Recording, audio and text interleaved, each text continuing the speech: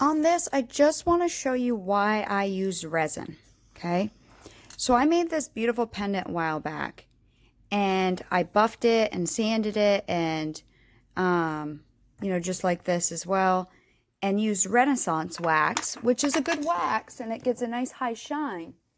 And it's supposed to seal, I can't even find it because I haven't used it in so long. It's supposed to seal fairly well. Oops, sorry, that was my bathrobe in front of it. The problem I have, this one looked just like this one here. This did. Can you see all these little spots on it? It also looked like this one, high shine. When I misted myself with perfume, that's the mist. It ate away at the wax, and it like took the finish off. Can you see all those little dots? That was the shine I had, and now it's gone. So I want to show you with one of these what happens if you that's why I resin, because I feel like if I had sold something like this to a person and they just misted themselves with perfume and then this happened to their piece, I noticed it like an hour after I was wearing it at work. I was so upset. I was like, what the hell? I can rebuff this and everything because I know how to do it. But a lot of people don't have the quality to do that. So you may think something like this is high shine. Oh, just put some Renaissance wax on and you'll be good. The problem is someone missed themselves with some kind of perfume. Most of them have alcohol in it. Let it dry. It's going to take that finish right off. So I'm going to mist this with just some basic, this is Adidas perfume, but whatever. Just some basic perfume, just like you would your neck, right? Can you see all the little dots of perfume on there? We'll let that dry. I mean, I didn't do a lot. Maybe we do 2 mists, right? Maybe we mist ourselves twice with perfume. Usually, you don't just go 1. You usually do 1 or 2 on your neck, right? Let's let that dry and see how shiny that was before to how dull it will be. I have to rebuff this one up. I'm not good at resining cabochons. I have tried with the tiny Pandora with her brush, and I still got micro bubbles. I've tried a couple times. I don't even know if I still have them out. So that's why I tend to make flat pendants, because I can resin them. I don't even know if I still have the one out that I did resin on. I need to, myself personally, practice resining on domed things and try to figure out the best way to get it without little bubbles. I know I did one of these. No, not that one. God, I did it like a year or 2 ago when I was first starting. I was practicing different things, and oh, not that one. I might not even have it out anymore. It might be in my scrap box.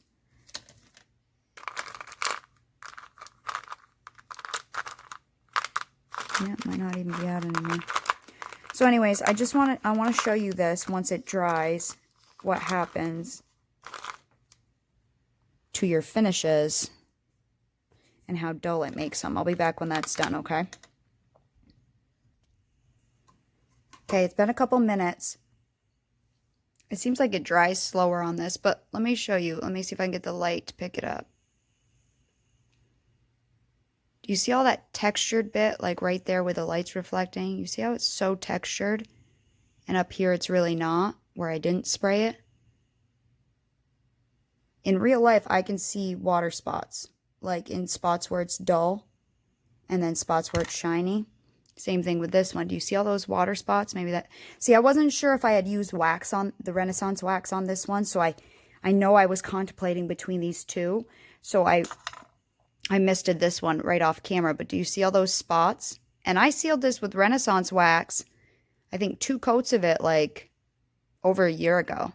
This is one of the first pendants I made.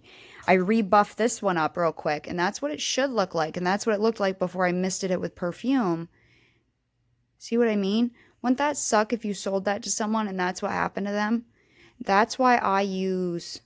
I mean, it looks fine in certain lighting, but in real life, it looks so dull right there where the perfume concentrated. It's just nothing I would want to happen to someone. So that's why I use resin or some kind of actual varnish, whether it's like the Veritane, the water-based one, or Varathane, or the Sculpies, or the Fimos, or any of that. It's just, I think the wax works well for certain applications, but for others, like jewelry, where you're going to be wearing it, where you're going to miss perfume, I don't think it's that great. And I would, if you're going to do that and sell your pieces, I would highly recommend putting a warning: do not spray with perfume or alcohol-based products. Yeah, see, this one I believe is raw clay. I don't believe I put any wax on this one. But you can still see where I had it shiny and where now, like in spots, it's duller.